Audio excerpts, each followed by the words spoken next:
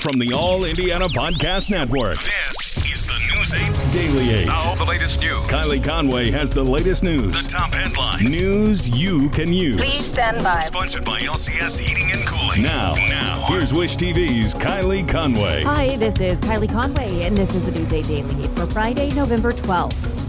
Today, weather-wise, starting off cool. Plenty of sunshine, but some clouds will sneak back in as the day goes on. A chance for some showers across the state during the day. Mainly north of I-70, though, have the potential for a few snow showers after sunset tonight. Hard to believe. Highs will get to the upper 40s, low 50s. Wind gusts about 30 miles per hour at times. It's going to feel cold. As for the rest of the weekend, you're going to need the winter coat. Tomorrow morning, it's going to be cold. It's hard to get out of the 30s tomorrow. Highs will sneak up just maybe into the low 40s. And Sunday will be cold as well with the chance for a rain-snow mix. Firefighters say candles started an overnight fire at a house. It happened before midnight on LeGrand Avenue near Raymond and Keystone. Firefighters who were there at the scene tell us that a woman lived in the home with her two children. One of them, a daughter, suffered burns. They're not releasing her exact age, but say she's either a teenager or a young adult. In northern Indiana, a coroner will try this morning to find answers in the death of a toddler. Construction workers first spotted her body in a retention pond off I-94 in Hammond yesterday. The discovery ends a search for the child that started when her mother was found dead earlier this week. The Lake County coroner confirms the little girl was Jacqueline Dobbs, known as Angel. Her mother was killed in Wheeling, Illinois, northwest of Chicago earlier this week. Police haven't announced any arrests, but they do say they found a person of interest in the case in Missouri. Today is the vaccination deadline for many local healthcare workers. Ascension says all of its workers must be protected against the coronavirus by today. The rule includes those working at hospitals like St. Vincent, other company facilities, or from home. Ascension is allowing exceptions for people who cannot be vaccinated for medical or religious reasons. And plans are set for COVID-19 vaccine clinics at Riley Hospital. The first of 4 is tomorrow.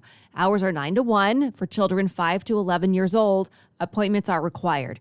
You have to make them online through the state health department system. When searching locations, use the zip code 46202 and the clinic will show up as HSP Riley Kids Pop-Up Vax. We have all this information as well on wishtv.com. The FDA is recalling more than 2 million at-home COVID tests. The health agency says the tests are coming back with too many false positives. The recall is for tests sent out from under the brand Ellume between April and August. The FDA says if you got a positive result with one of these tests, you should get tested again. The community comes out in support of Pike Township teachers fighting for a raise. Pay the teachers, pay the bus drivers, pay the school, pay everybody, and make sure that this one gets an education. The school board meeting was packed last night. It comes as the district struggles with staffing. IT-Mate is reporting 4 resignations by district teachers this week alone because a deal hasn't been met. The Pike Teachers Association says it's made at least 10 offers, but it still hasn't reached a deal with the district. The district tells IT-Mate that it's still in negotiations and couldn't comment any further. The jury in the Kyle Rittenhouse trial has a day off today, but attorneys from both sides will meet with the judge as he works on final instructions. Closing arguments have been scheduled for Monday. The defense rested its case yesterday after the final witnesses took the stand. The prosecutor and judge shared another tense exchange following a heated discussion on the day before. The prosecutor accusing him of applying a double standard about admissible evidence, which the judge was quick to defend. I think it's a fundamental fairness issue, Your Honor. All right, say what you want to say. If I'm being held to obey the court's orders, I'm asking that the defense be held to that too. I was talking yesterday about the Constitution of the United States. That's not what we're talking about here today. Rittenhouse faces homicide charges for killing 2 people and wounding another during protests in Kenosha, Wisconsin last summer. If convicted of the most serious charge, first-degree intentional homicide, Rittenhouse faces a mandatory sentence of life in prison. Another family is grieving in Texas this morning. A 9th person has now died from injuries in the Astroworld Music Festival tragedy. Barty Shahani passed away Wednesday night. She was 22 years old, a senior at Texas A&M University, and was majoring in chemical engineering. Her sister was also at the concert and is talking about what happened last Friday night. We were holding hands that night.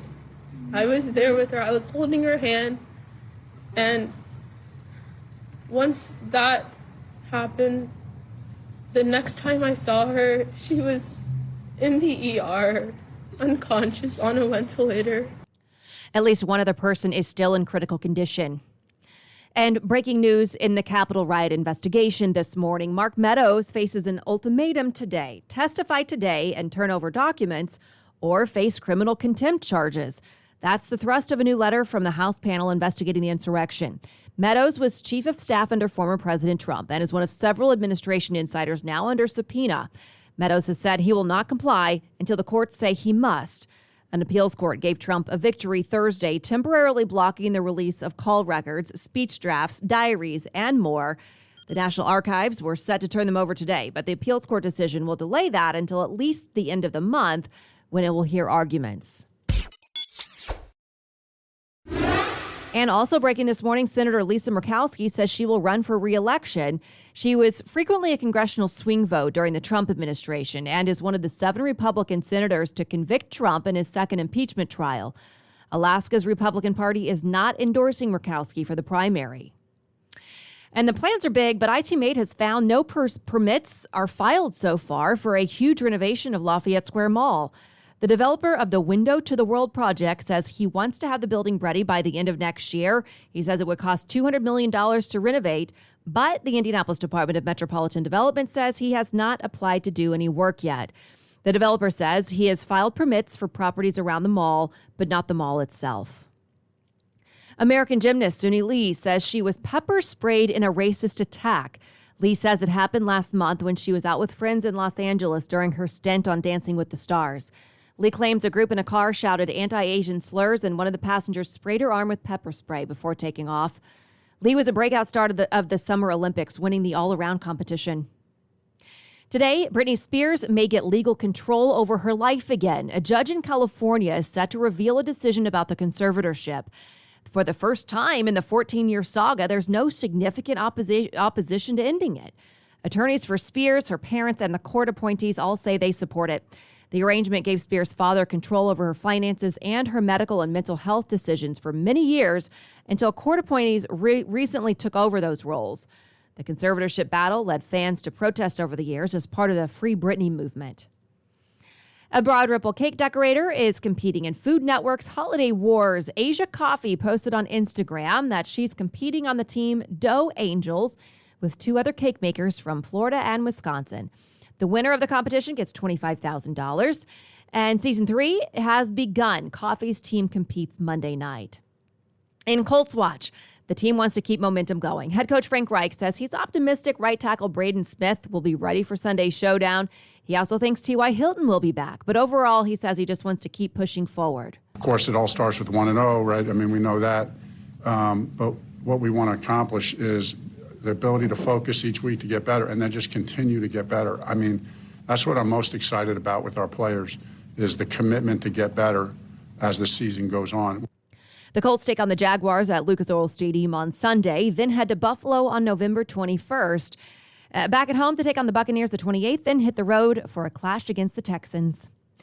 And a Lucas Oil Stadium staple is facing a health struggle. He's an usher, but fans who know him say he's more like family, and he's battling stage 4 liver cancer. News 8's Olivia Ray explains how he even has his own cheering section. If you've been lucky enough to take a seat in the lower bowl of the north end zone in Lucas Oil Stadium, you know it's an experience. And not just because of the front row view to those Jack Doyle spikes, but because of the special man that's dressed in yellow, ushering in Indy's fans. Every time we would walk in, you were always greeted with a hug and a kiss. He brings everybody together. He parties, he dances while he's during the game. It was just an instantaneous connection with him because he's just so vibrant. I mean, his smile literally lights up the entire place. 58-year-old Kevin Martin was hired as a security officer back in 2011 and was the perfect fit for the Horseshoe because he has that type of personality that people just gravitate towards, that turns strangers in seats into an extended family. When we come to the games, it's not just about coming to the Colts game, it's about seeing Kevin. Where's Kevin? Hey, Kevin. So over the years, we've adopted him into our lives. He comes to our house for Christmas. We live in Key Largo, Florida now, so he came there recently for a vacation with us. Now, back in June, as Martin was gearing up for his 11th Colts season, he was diagnosed with stage 4 liver cancer. And while a cure is unlikely, he's determined to get back to his home at Lucas Oil. There's days where I don't want to get up out of bed because my body is racked with pain. It hurts so bad. But I am fighting so I can be here because I miss him. For the last decade, the fans in Section 144 have relied on Kevin Martin for his guidance, his grin, and his ability to connect this Colts community. A piece of them is missing this season as he continues his fight, but it's their support that has kept his head and heart in the game. The people in 144 they taught me how to continue to love everybody. It's just the fact that you even thought enough of me to pick up the phone and say, hey, do you need anything? Is there anything I can do for you? That right there motivates me to want to keep this fight going. So to the man that's forever changed, those cheering for the shoe, don't forget, Colts Nation is behind you. He knows we love him, we support him, we're here to be a strength. Kevin, we miss you. Kevin, we love you. We adore you. You are family to us. I know you're going to be back stronger and sooner and better than ever. And hurry up and get here. Olivia Ray, Wish TV, wishtv.com, and follow us on Facebook. Our prayers are with Kevin, and we wish him the very best. This has been your News 8 Daily 8 for Wish TV. I'm Kylie Conway. Online at wishtv.com, and follow us on Facebook when you search Wish TV. The News 8 Daily 8 is sponsored by LCS Heating and Cooling. Be sure to like and subscribe to this podcast, The News 8 Daily 8 with Kylie Conway. And be sure to discover even more great podcasts now at allindianapodcastnetwork.com.